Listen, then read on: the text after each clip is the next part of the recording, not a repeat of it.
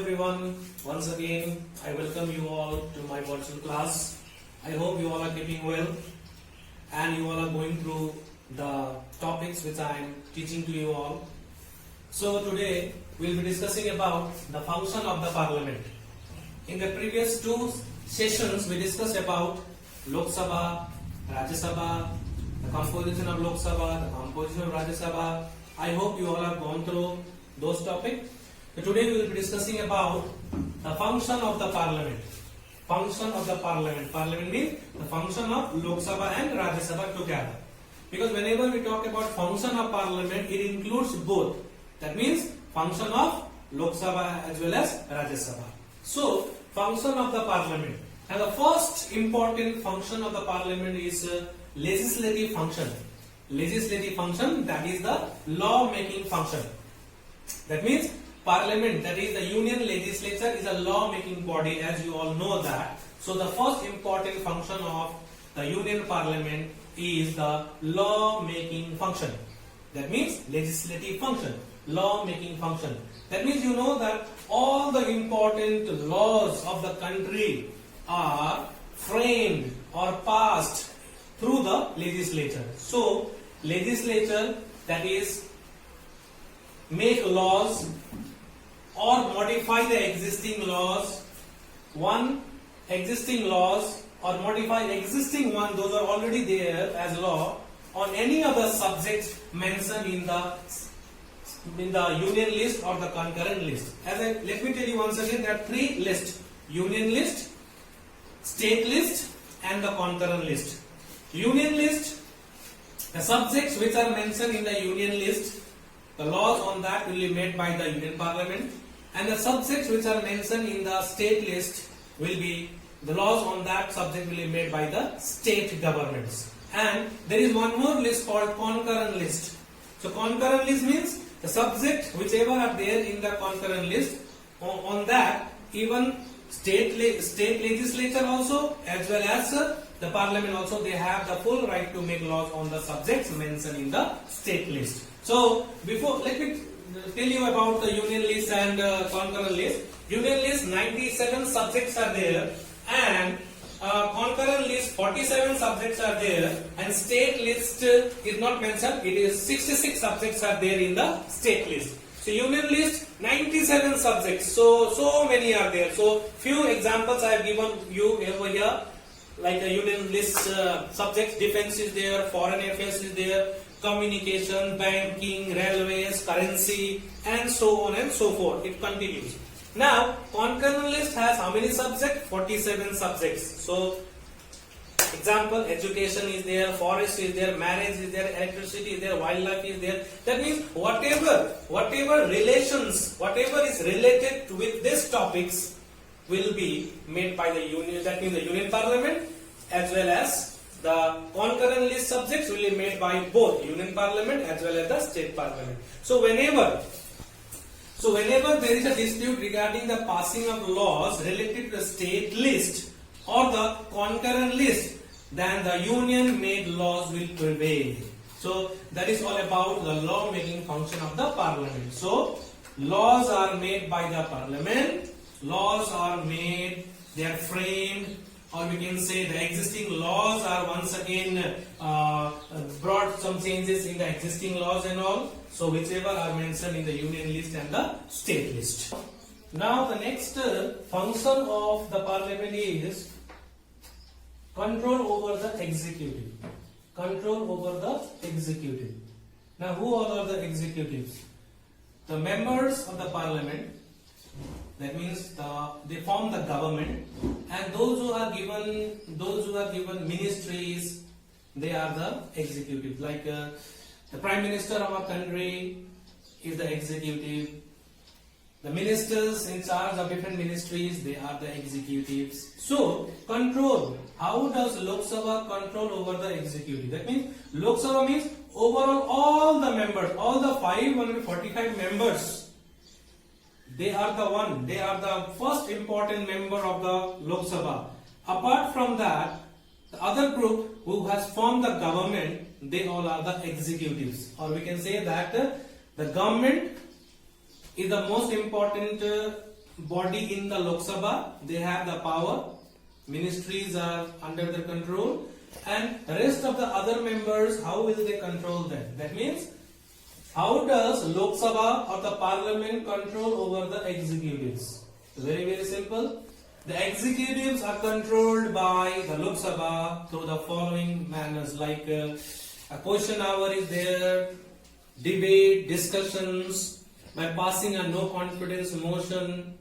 This way they are controlled. That means, it doesn't mean that the Prime Minister and the Council of Ministers, they can do whatever they like. No one is there to question them. No, there are other members who are in the opposition. They have every right to ask the members of the government. That means, suppose for example, I am the Finance Minister of the country or the Railway Minister of the country. I am in charge of the Railway Ministry. So whatever I do, whatever details are required or asked by the opposition, I have to answer them. So there is always a fear in the minds of the ministers that you may be questioned and you need to answer them. So you are doing the work of the nation, you are not doing your personal work. Finance Ministry, though I am the Finance Minister or Railway Minister, that ministry does not belong to me. It belongs to the country. It belongs to the nation. Every nation, every citizen of the country has the right to question that. You have to answer them. So if there is a fear that someone is there looking after you, definitely you will do your work. So that way I am controlled. I am controlled. Suppose for example, our parents, they ask us sometime, where did you go? Why didn't you come on time? Where were you for so long? So these are the questions which are asked by our parents regularly. So there is always a fear when we go out of our house that we need to reach back to our house on time. Otherwise, if there is no such fear, then there won't be control over the children. So same way, the members of the parliament are controlled. That means the members of the government or the government is controlled by the members of the parliament, or the executives are controlled by the Lok Sabha members. Now the third one over here is judicial function. What is meant by judicial function of the parliament? Parliament is both Lok Sabha and Rajya Sabha. Now you know that Lok Sabha, Rajya Sabha, they are not at all Supreme Court or High Court, but still they have been given the judicial function. That means here in some particular places, like if a president is to be removed, if the president goes against the constitution, or if he violates the law of the constitution, then he will be removed by the Lok Sabha as well as the Rajya Sabha. That means the president of our country is impeached by the parliament, that is Lok Sabha and Rajya Sabha. The proceedings will go on. Suppose for example, the president of our country is in charge with anti-national activities or going against the country, then those charges need to be proved. So the president of the country or the Supreme Court judges, they are removed through the process called impeachment. And this impeachment process is somewhat very different, and I'll discuss this in the next class. So, judicial function, as I told you, that means the president, the vice president, or the judges of Supreme Court, judges of High Court, if they do certain things which is against the constitution, so they have done a mistake, so they need to be removed. So their cases will not follow in the regular courts like High Court or Supreme Court. The decisions will be taken by the Lok Sabha and Rajya Sabha. So if Lok Sabha imposes a allegation on the president of the country, then Rajya Sabha will investigate. And if Rajya Sabha imposes a that means a blame on the president, then Lok Sabha will investigate. So this is vice versa. The same is in the case of the president and the judges of the Supreme Court.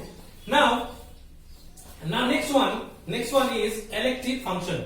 Elective function. So let me explain you in a very simple way. Lok Sabha, do they elect any member? So of course yes. That means the members of Lok Sabha elect one speaker and one deputy speaker. That is the elective function, right?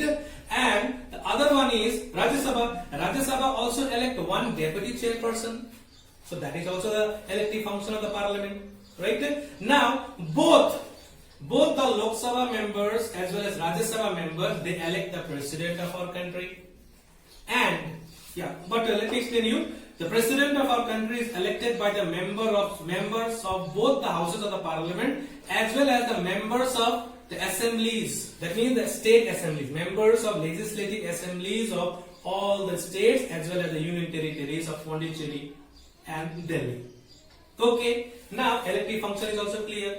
Now the vice president of the country is elected by the member of Lok Sabha and the Rajya Sabha. So these are the elective functions of the parliament. Now next one is financial function. Next one is financial function. Now the financial function, that means let me tell you about financial. Now Lok Sabha is the lower house, though, but in terms of finances, Lok Sabha is the most powerful house. That means money bills. What is money bill? There are two types of bill. One is the money bill and the other one is the ordinary bill. Whichever bill is related with money, that is money bill. Whichever is not related with money is non-money bill.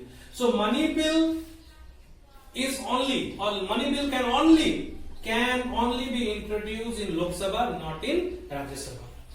Rest of the bill, apart from money bill, it can be introduced in Rajya Sabha also, but money bill can only be introduced in Lok Sabha. Though once the money bill is passed by Lok Sabha, it is sent to Rajya Sabha for recommendation. But Rajya Sabha has no power to stop it or reject it or do anything. They can keep the bill for 14 days. Within 14 days, if they return it back, well and good. If they don't return it back, also no problem, because it will be considered as being passed by the Rajya Sabha. So this way, regarding the finances of our country, Lok Sabha is powerful, more powerful than Rajya Sabha. In terms of both the houses, Lok Sabha and Rajya Sabha, Lok Sabha is powerful. Now you may say, how Lok Sabha is powerful? Number one, money bill can only be introduced in Lok Sabha, not in Rajya Sabha. Number two, government is formed only in Lok Sabha, and the no confidence motion is passed only in Lok Sabha, not in Rajya Sabha. In terms of strength also, Lok Sabha has 543 or 545 members, whereas Rajya Sabha has 250 members only. And no confidence motion can be passed only in Lok Sabha, not in Rajya Sabha. So Rajya Sabha is a supporting house. But overall, Lok Sabha is more powerful because the power to the Lok Sabha is given by the people of our country to a direct election. So this is how the Lok Sabha is more and more powerful over the Rajya Sabha. So this is all about the functions of the parliament. So now we have come to the end of our class. Now before I end, I would like to ask you a few questions which you can, I think you all know it. Who is the present Speaker of Lok Sabha? And the answer is Om Birla.